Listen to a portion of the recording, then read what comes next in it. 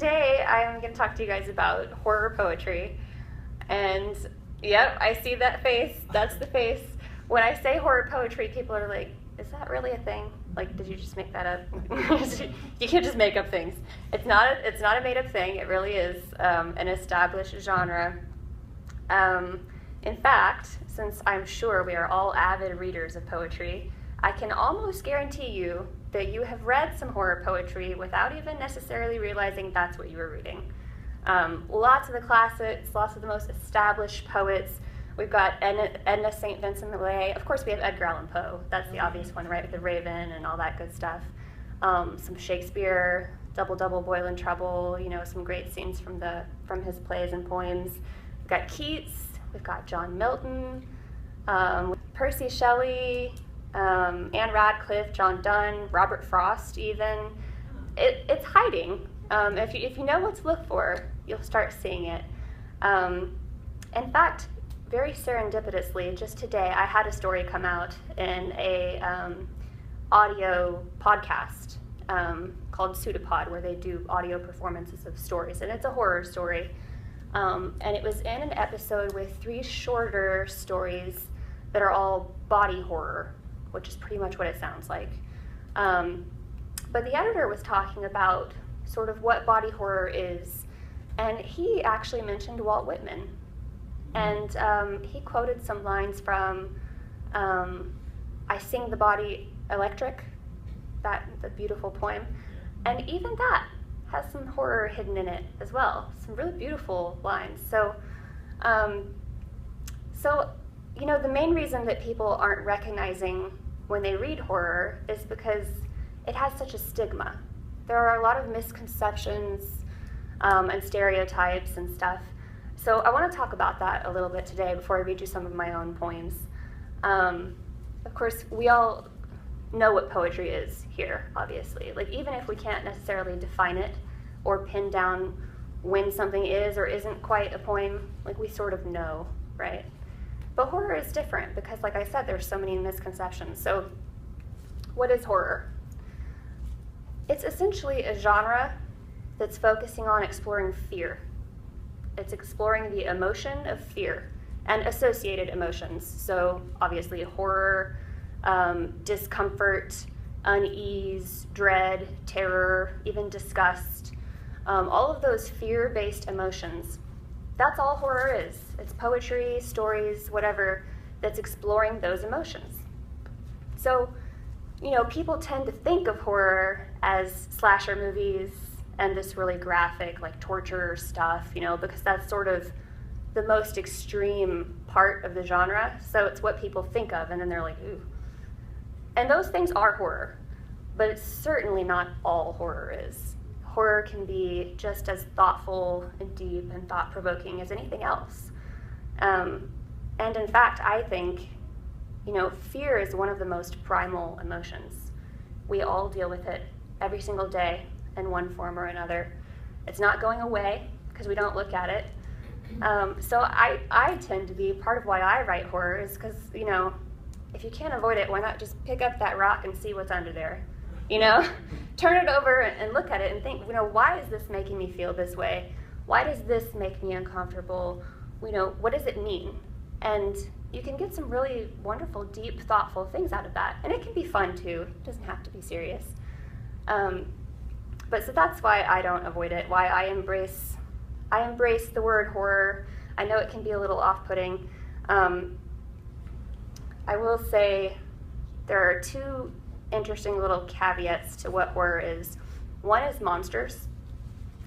Monsters are part of horror because people are scared of monsters, right? We've been scared of monsters since we were huddled around a campfire, looking out into the woods, wondering what's out there. Like, monsters are a very obvious type of fear. So, you know, that evolved into vampires and zombies and werewolves and witches and ghosts and all these things, which can be part of horror, but interestingly have sort of evolved through the genre over time so that now they're sort of their own thing, and they don't even have to be horror, right? You can have a poem about a ghost that's not scary at all. In fact, I'm going to read you guys one that I think is much more sad than scary.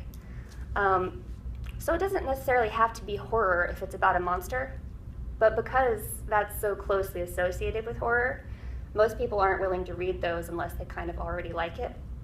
If you don't like horror, you're probably not going to read a book about a ghost, right? So it kind of gets shelved in there, even if it might be satire or comedy or adventure or some other genre that's not even dealing with fear at all.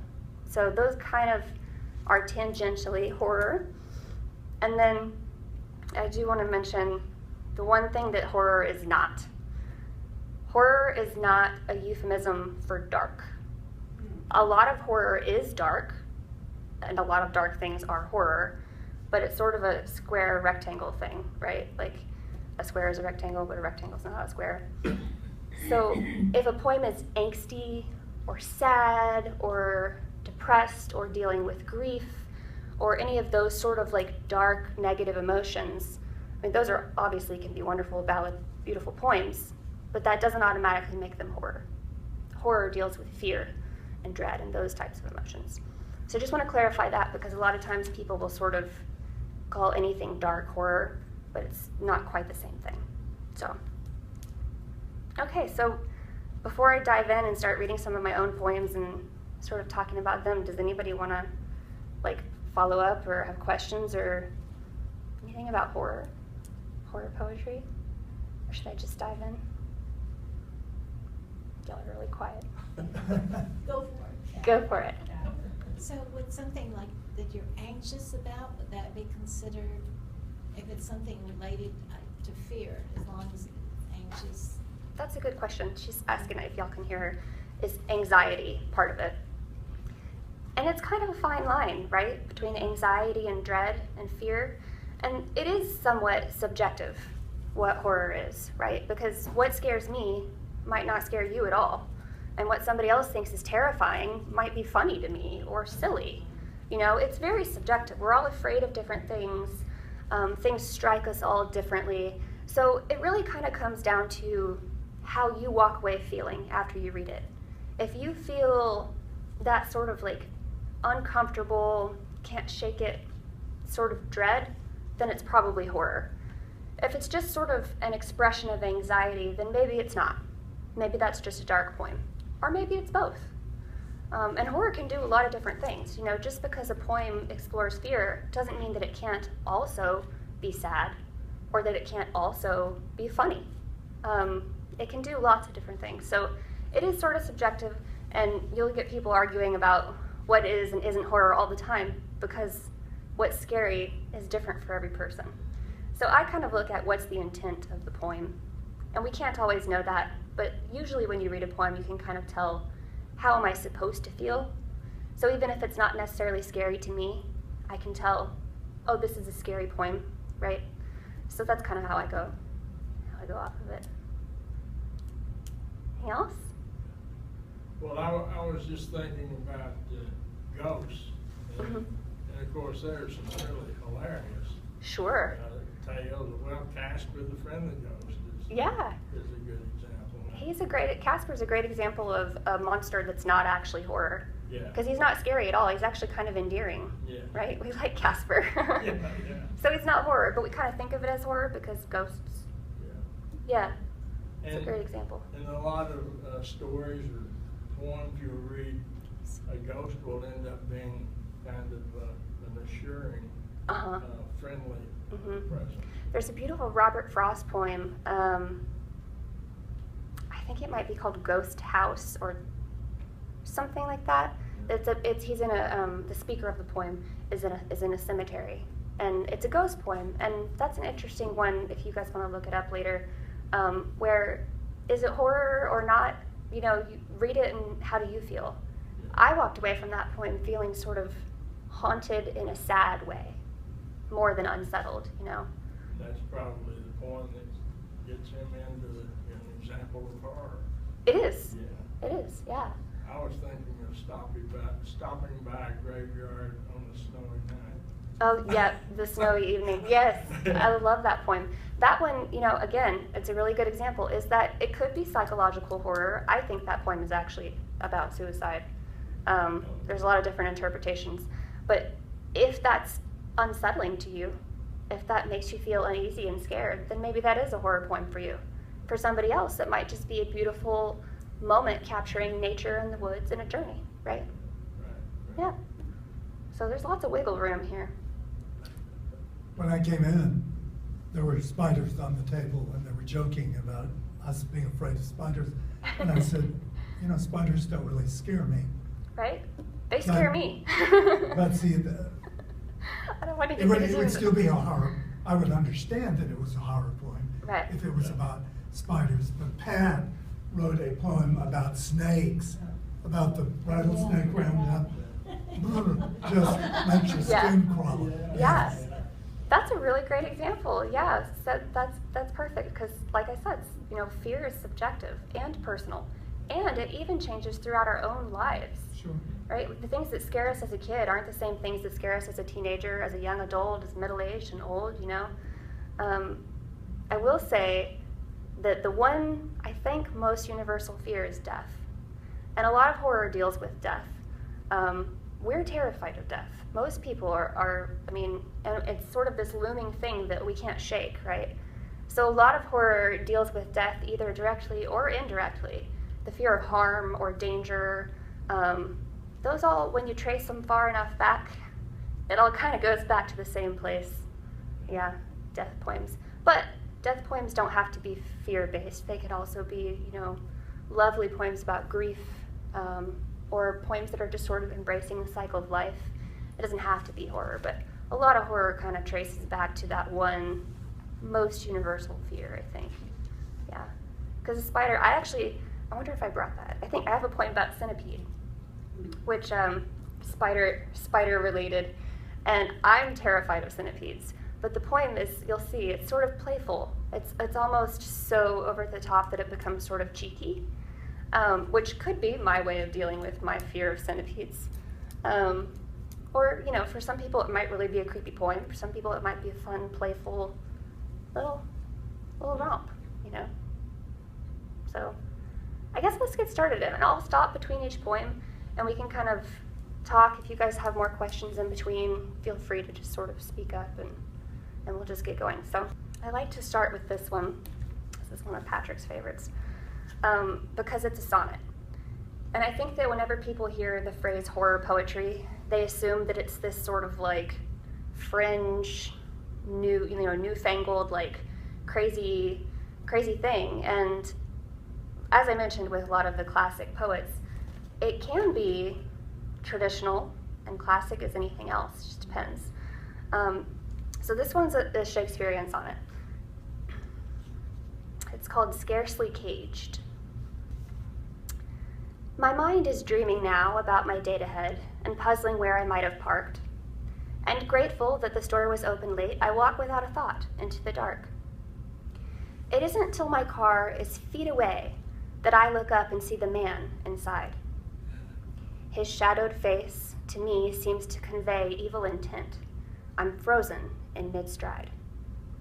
Just sitting in the driver's seat, he grins. I, fumbling for my car remote, press lock, but long, thin fingers pull it up again. So while I thumb it down, I start to walk away. He's caught, but mouths from in my car. The key remote can only reach so far.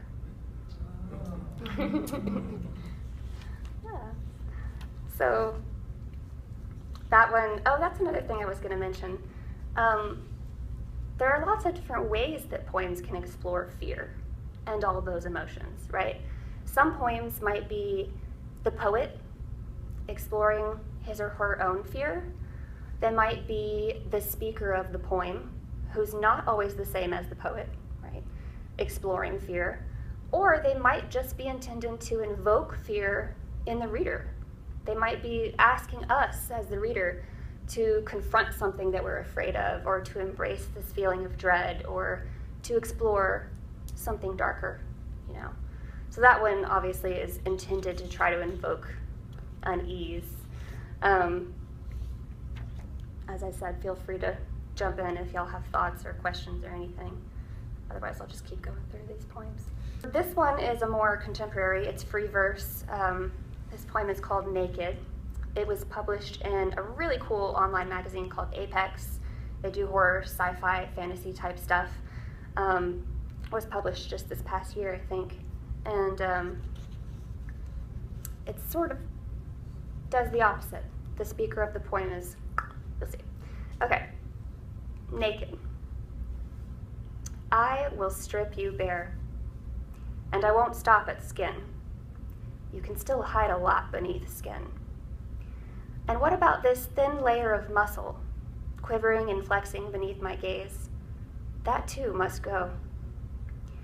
And what of this strange cage made of bones, curved like sideways teeth around your reality? It must be opened. And this nest of organs covering you up, what of them? Surely you know they must go as well. It all must go. I will keep removing layers until the heart of you is exposed, naked, bare, pulsing out your truth, 2 fleshy beats at a time.